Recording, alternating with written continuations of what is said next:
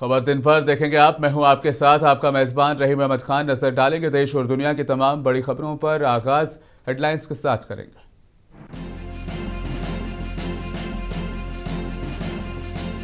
लद्दाख में समाजी कारकुन सोनम वांगचुक गिरफ्तार। कौमी सलामती कानून पीएसए के तहत कार्रवाई। लेह में मोबाइल इंटरनेट बंद।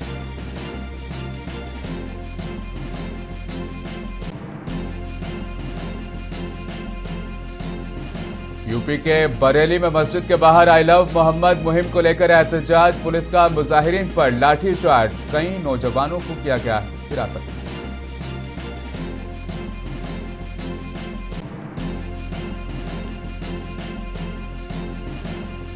मुंबई के साकीनाका में कुरान पाक की बेहुरमती के मामले में पुलिस ने मुलजिम को किया गिरफ्तार। अमन व अमान बरकरार रखने की अपील।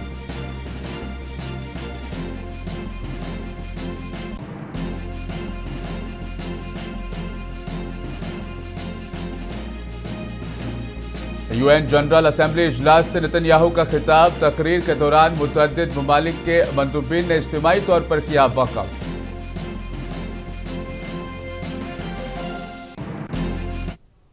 लेह में पेश आने वाले तशद्दुद के बाद मशहूर समाजी कारकुन सोनम वांगचुक को गिरफ्तार कर लिया गया है। उनके खिलाफ ये कार्रवाई कौमी सलामती कानून एनएसए के तहत की गई है।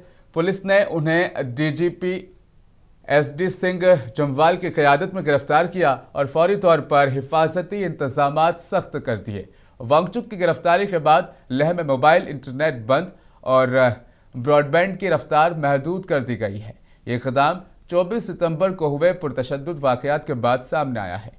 इस दिन मुजाहिरों के दौरान झड़पें हुई, जिनमें 4 अफराद हलाक और कम से कम 90 जख्मी हुए हैं। तशद्दुद के बाद पूरे लेह में कर्फ्यू नाफिज किया गया है और पुलिस व नीम फौजी दस्तों को सख्ती से इस पर अमल कराने की हिदायत भी दी गई है। अब तक 50 से ज़ायद अफराद को हिरासत में लिया जा चुका है।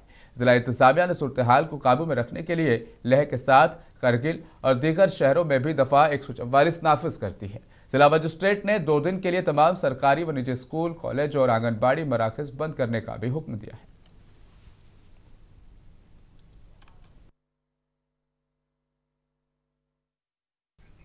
सोनम वांगचुक के भाई फुनचुक वांगचुक ने अपने भाई की गिरफ्तारी पर रद्द-ए-अमल जाहिर करते हुए कहा कि उन्हें अंदाजा था कि हुकूमत सोनम को गिरफ्तार करेगी। फुनचुक ने कहा कि उन्हें कोई जानकारी नहीं है कि सोनम को कहां ले जाया गया है।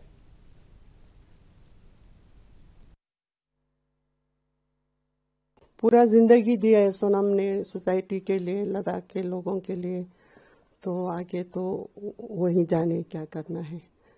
तो हम तो इतना ही बोल सकते हैं, कुछ पता नहीं कहाँ ले गए। हमको तो थोड़ी आधे घंटे बाद नहीं तो पता ही नहीं चला कि उनको अरेस्ट कर लिया है पीछे से, क्योंकि वो वॉक पे गए होंगे, नीचे कहीं रिवर साइड गए होंगे, तो वहीं से शायद उनको ले गए। देखा भी नहीं हमने। वो चेक कर रहे थे कि वाकई वो गए, यहाँ से कितने बजे निकले, वो चेक कर रहे थे। वही डीआईजी या मैं रैंक ज्यादा ध्यान से देख नहीं पाया, क्योंकि तो वो बोल रहे थे वांगचुक का न्यूज को आपको पता है क्या हो रहा है। मैंने बोला हाँ, हम नेशनल न्यूज देखते रहते हैं, हमें सब पता है। इनफैक्ट सोनम भी ऑलमोस्ट प्रिपेयर था, ऐसा कुछ होने वाला है, तो हमें भी इतना ज्यादा परेशानी या कुछ ऐसा हुआ नहीं। उन्होंने जो बताया था हमें उनका जवाब दे दिया और सीसीटीवी वगैरह चेक करने को। जम्मू कश्मीर के सीएम उमर अब्दुल्ला ने कहा कि मौसमियाती कारकुन सोनम वांगचुक की गिरफ्तारी बदकिस्मती है। उन्होंने बीजेपी की क़यादत वाली एनडीए हुकूमत पर अपने वादों से पीछे हटने का इल्जाम लगाया है। और स्पोर्ट्स काउंसिल और अपने कैबिनेट कुलीग, इन दोनों को मुबारक करता हूं कि उन्होंने इस junior championship, Asian junior championship को यहाँ ऑर्गेनाइज किया।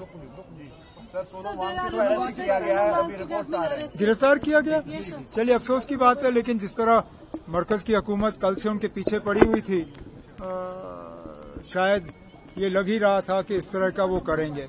उन लोगों के साथ कुछ वादे हुए जिस तरह हमारे साथ हुए। अब समझ में नहीं आता मरकज की हुकूमत की क्या मजबूरी है कि वादे करने के बाद वो उन वादों से मुकर जाते हैं। हिल काउंसिल के इलेक्शन से पहले मरकजी एक वजीर ले गए थे, क्योंकि वहां लोगों ने इलेक्शन बॉयकॉट करने का फैसला किया था। लोगों को इलेक्शन में लड़वाने के लिए कुछ वादे हुए। लोगों ने बढ़ चढ़ के इलेक्शन में हिस्सा लिया, न सिर्फ हिस्सा लिया बल्कि बीजेपी को कामयाब किया, लेकिन वो वादे वहीं रह गए। जमात इस्लामी हिंद के नायब सदर प्रोफेसर सलीम इंजीनियर ने लद्दाख में हालिया तशद्दुद और अमवात पर गहरी तशवीश का इजहार किया। उन्होंने कहा कि जमात इस्लामी हिंद लद्दाख से सामने आने वाली इतलात से सख्त परेशान है। हम हुकूमत और लद्दाख की अवाम दोनों से अपील करते हैं कि वो तामीरी बातचीत और बामाने हल तक पहुंचने के लिए इज्तिमाई कोशिशों में शामिल हों। सलीम इंजीनियर ने कहा कि हर हाल में तशद्दुद और तसादुम से सख्ती से गुरेज करना चाहिए।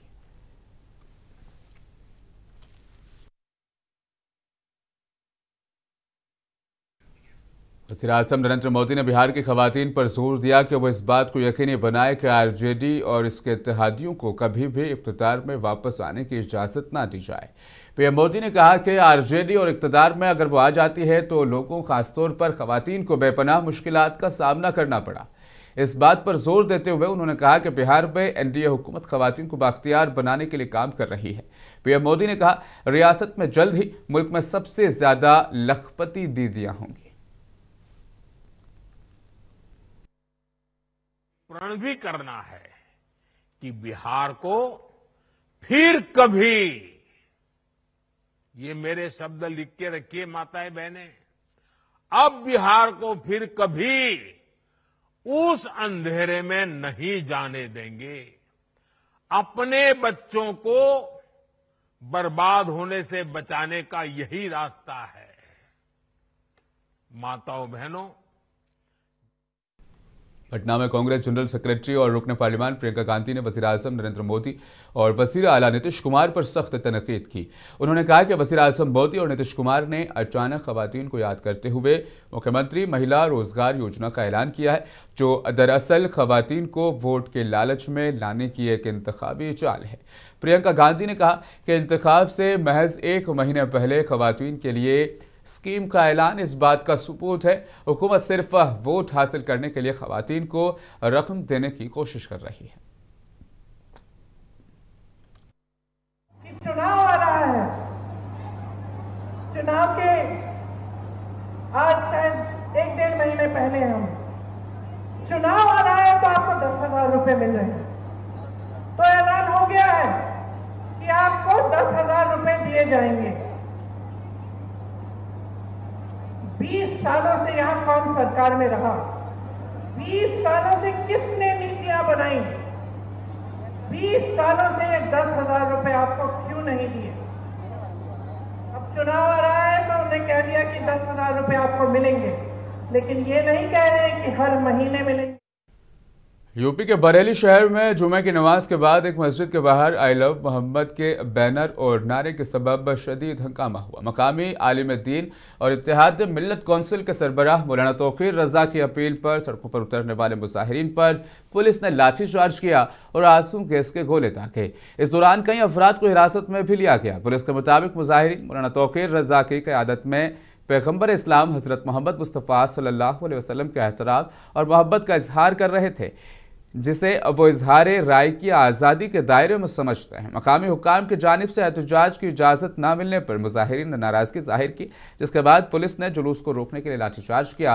रिपोर्ट के मुताबिक कुछ मकामात पर पथराव भी किया गया, जिसके जवाब में पुलिस ने मुजाहिरीन पर लाठीचार्ज की और आंसू गैस के गोले इस्तेमाल किए। जिला मजिस्ट्रेट अविनाश सिंह ने कहा, सूरत हाल अब मामूल पर है और किसी भी नाखुशगवार वाक़े की इतला नहीं है। उन्होंने शहरियों से अमन और हम आहंगी कायम रखने की अपील की। जैसा कि आप सब लोग जान रहे हैं, आज जुमे की नमाज थी। इसको लेते हुए पहले कुछ कॉल की गई थी। इस संबंध में लगातार जो धार्मिक प्रतिनिधि थे सभी से लगातार वार्ता की जा रही थी और आज सुबह से ही मैं, एसएसपी, प्रशासन के लोग, सभी लोग मौके पर मौजूद थे फील्ड में और फोर्स लगातार शहर में लोगों से बातचीत कर रही थी और ये लोगों को बताया गया कि आप लोग शांतिपूर्ण तरीके से नमाज पढ़ें और वापस चले जाएं। इसका परिणाम ये हुआ कि 90-95% लोगों ने शांतिपूर्ण तरीके से नमाज पढ़ी और वो लोग वापस चले गए। अचानक बाद में कुछ खुराफाती तत्व आए और जिन्होंने पथराव और फायरिंग शुरू करी और इसमें पर्याप्त उनकी वीडियोग्राफी और फोटोग्राफी की गई है। उस आधार पर पुलिस ने भी जो उसमें लोग मौके पर पाए गए ये करते हुए उसमें से कुछ की गिरफ्तारियां सुनिश्चित की गई हैं और वीडियो और जो हमारे यूपी कांग्रेस के सदर अजय रॉय ने बरेली में पुलिस चार्ज पर अपना रद्दअमल जाहिर किया है। उन्होंने कहा कि हर कोई अपने मजहबी पेशवाओं के साथ अकीदत का इजहार करता है, तो किसी को एतराज क्यों हो रहा है। नहीं, निश्चित तौर से अपने भगवान से सबको प्यार करना चाहिए। I love Mohammad, I love Mahadev, I love Ganesh ji, I love Jesus Christ, I love Guru Nanak, I love Gautam Buddha, I love Mahavir. इसमें जो जिस धर्म को प्यार करता है वो अपने भगवान से प्यार करता है, अपने धर्म से प्यार करता है। ऑल इंडिया शिया पर्सनल अवार्ड के जनरल सेक्रेटरी मौलाना यूसुफ अब्बास ने बरेली में मुजाहिरीन पर पुलिस लाठीचार्ज की मजम्मत की है। बताते चले, उन्होंने कहा कि मुल्क में मुनाफरत फैलाने की कोशिश की जा रही है।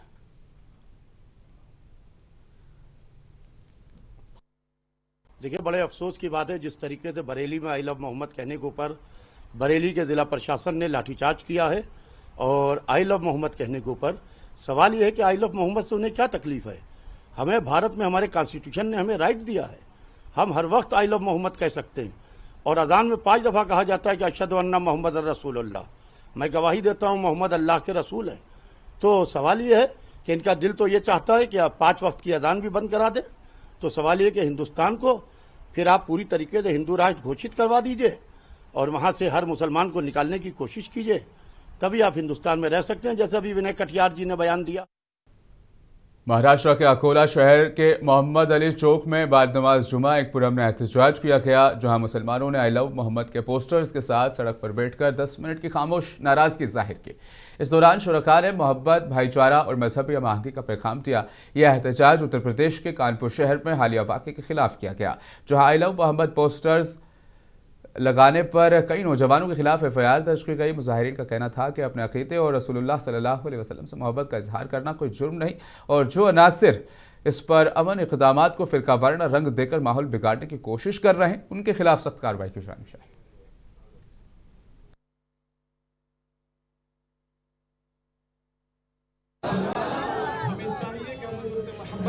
और इंशाअल्लाह मोहब्बत करते रहेंगे, क्योंकि कुरान में अब एक बात कह देता हूँ जी, अल्हम्दुलिल्लाह हर एक को हक है अपने धर्मगुरु का से मोहब्बत करना, और अल्हम्दुलिल्लाह मुस्तफा से बड़ा धर्मगुरु कोई नहीं।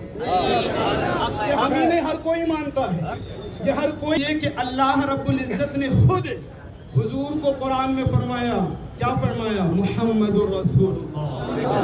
मोहम्मद कौन है? अल्लाह के रसूल हैं। जब रब कह रहा है तो हम तो रब के बंदे हैं, अल्लाह ने हमें बनाया है, तो हम पर भी लाजिम बनता है और पूरी उम्मत मुस्लिमा पर ये लाजिम है कि वो भी यही कहे, आई लव। हिंदुस्तान का अमन और सुकून बिगाड़ने पर तुले एक अथॉरिटी है, लेकिन ऐसी बातें उठाकर मुंबई के साखी नाका में कुरान पाक की बेहरमती के मामले में पुलिस ने एफआईआर दर्ज करके मुलजिम को गिरफ्तार कर लिया है। ये वाकया सोशल मीडिया पर एक काबिल एतराज़ पोस्ट के बाद पेश आया, जिससे इलाके में बड़े पैमाने पर बदअमनी फैल गई। डीसीपी और सीनियर इंस्पेक्टर जाए वक़वा पर मौजूद थे और सूरत हाल पर काबू पाया गया। मामले की मज़ीद तफ्तीश जारी है। इलाके में अमन अमान बरकरार रखने के लिए पुलिस का गश्त बढ़ा दिया गया है।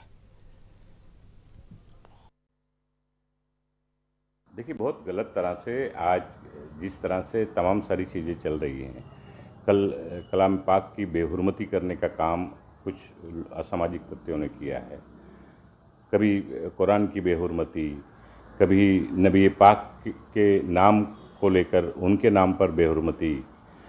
इस तरह से जो चीज़ें चल रही हैं, सरकार को सख्ती से ऐसे लोगों पर कार्रवाई करनी चाहिए ताकि इस तरह की चीज़ें रुकें। मुसलमान हर चीज़ को बर्दाश्त कर सकता है, मुसलमान हर दुख हर तकलीफ़ को उठा सकता है, लेकिन अल्लाह की भेजी हुई मुक़द्दस कुरान की बेहुरमती कोई बर्दाश्त नहीं करेगा। नबी पाक की शान में गुस्ताखी कोई बर्दाश्त नहीं करेगा। फिर भी लोगों ने अमन और शांति और चैन बनाए रखने के लिए हमेशा से पुलिस और सरकार पर यकीन किया है, भरोसा किया है।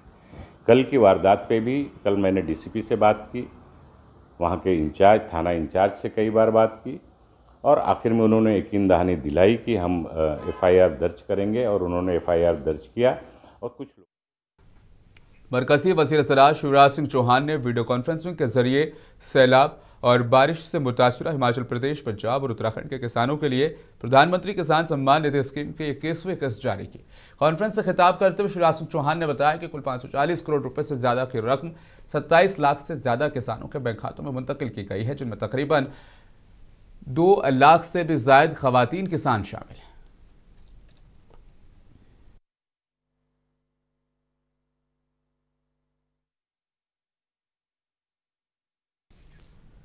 राजस्थान के चीफ मिनिस्टर भजन लाल शर्मा ने हैदराबाद में प्रवासी राजस्थानी सम्मेलन में हिस्सा लिया। इस मौके पर खिताब करते हुए भजन लाल शर्मा ने कहा कि गैर मुकीम राजस्थानियों ने राजस्थान की तरक्की और खुशहाली में अहम किरदार अदा किया है। उन्होंने कहा कि रियासती हुकूमत गैर मुकीम राजस्थानियों के मफादात को हल करने के लिए अपनी पॉलिसी को नाफिज कर रही है। यह पॉलिसी प्रवासी राजस्थानियों को सरमाकारी के मौके, सामाजिक कारोबारी इमदाद और तालीम, सेहत और सियाहत के शोबों में महारत तक रसाई फराहम करेगी।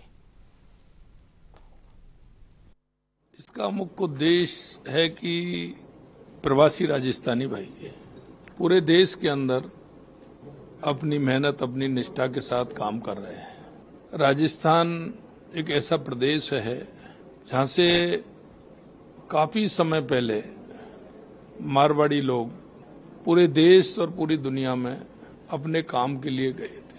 उन्होंने अपनी मेहनत से, अपनी ईमानदारी से, अपने जज्बे से देश में तो किया है, लेकिन दुनिया में भी अपना व्यापार, उद्योग बढ़ाने का काम किया है।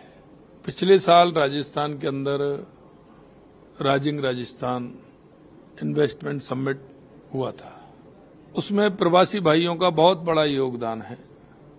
हमने निर्णय किया था पिछले राइजिंग राजस्थान में कि हम प्रवासी दिवस 10 दिसंबर को हमेशा राजस्थान के अंदर मनाएंगे।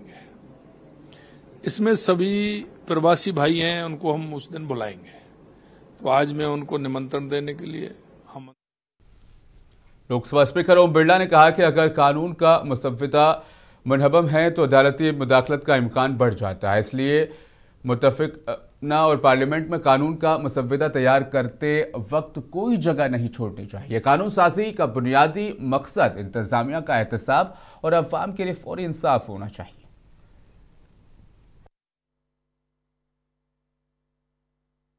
मित्रों, आपकी कलम यह सुनिश्चित करती है कि जो कानून बने वह न केवल न्यायपूर्ण हो बल्कि जनता की नब्ज से भी वो जुड़ा होना चाहिए।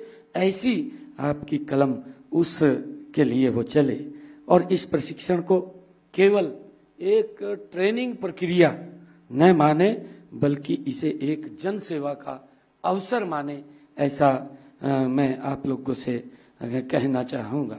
मित्रों, आज दुनिया देश के यशस्वी प्रधानमंत्री आदरणीय नरेंद्र मोदी जी के कुशल नेतृत्व में भारत को दुनिया की सबसे बड़ी और जीवंत लोकतांत्रिक शक्ति के रूप में देखती है। मुझे ये खुशी है कि आज अंतर्राष्ट्रीय मंच। उत्तराखंड के सीएम पुष्कर सिंह धामी ने यूके SSSC भर्ती इम्तिहान से मुतालिक जारी तनाज़ुर पर सख्त बयान दिया। धामी ने कहा कि 2021 में चार्ज संभालने के बाद से उनकी हुकूमत ने नौजवानों के लिए रोजगार को तरजीह दी और रियासती सरकारी मुलाजमतों में 25,000 से ज्यादा असामियां पुर की। उन्होंने इल्जाम लगाया कि इन कोशिशों से नाराज कुछ लोग सोशल मीडिया और दीगर प्लेटफॉर्म के जरिए बदनज़मी पैदा करके भर्ती के अमल को पटरी से उतारने की कोशिश कर रहे हैं।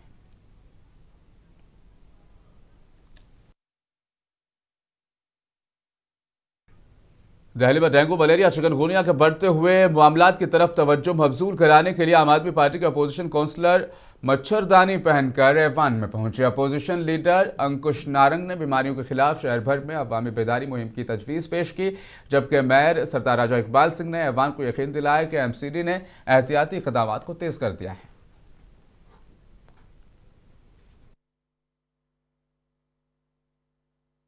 देखिए, आज हम सारे लोग, आम आदमी पार्टी के लोग, ये मच्छरदानी पहन के आज सदन में गए थे क्योंकि हम दिखाना चाहते हैं कि बेसिकली दिल्ली के अंदर जितनी तेजी से मलेरिया, चिकनगुनिया और डेंगू बढ़ रहा है।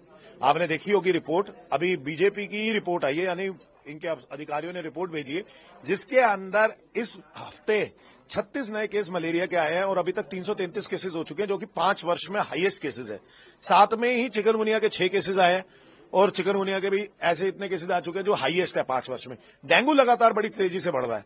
एक इनके पास कोई स्ट्रैटेजी नहीं है, कोई कैंपेन नहीं है कि ये इस मलेरिया, डेंगू, चिकनगुनिया से लड़ सके।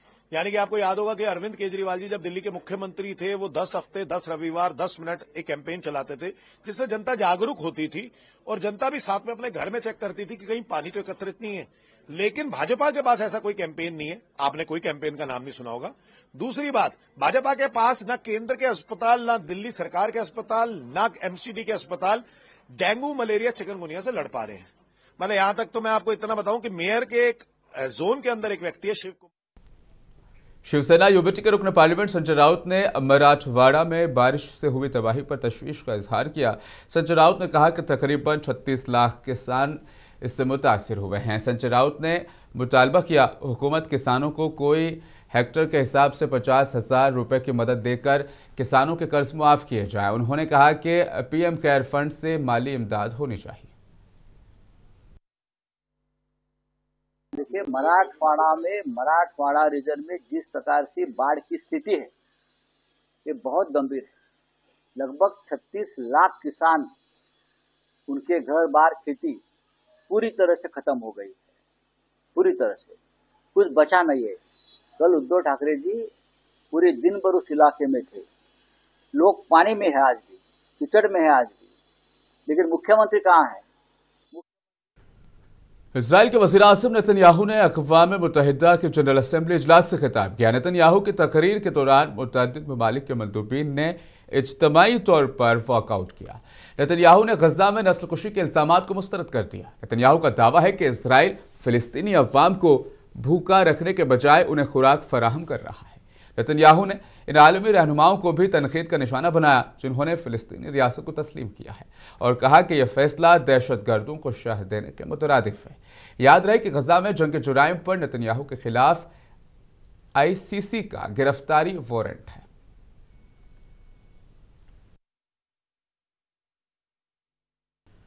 पाकिस्तान के तेज गेंदबाज हारिस रऊफ पर एशिया कप में भारत के खिलाफ सुपर 4 मैच के दौरान बदजुबानी और जानिहाना इशारों पर उनकी मैच फीस का 30% जुर्माना आयद कर दिया गया है। जबकि उनके साथी साहिबजादा फरहान, जिन्होंने इसी मैच में अपनी निस्फ सेंचुरी गनफायर के इशारे से मनाई, उनको भी बगैर किसी माली जुर्माने के एक वार्निंग जरूर जारी कर दी गई है। ICC ने हिंदुस्तानी क्रिकेट टीम के कप्तान सूर्य कुमार यादव के खिलाफ भी कार्रवाई की है। PCB ने शिकायत की थी कि सूर्य के मैच के बाद के रिमार्क्स बशमूल प्रेजेंटेशन तकरीब में सियासी पैगामात की तश्कील करते हैं।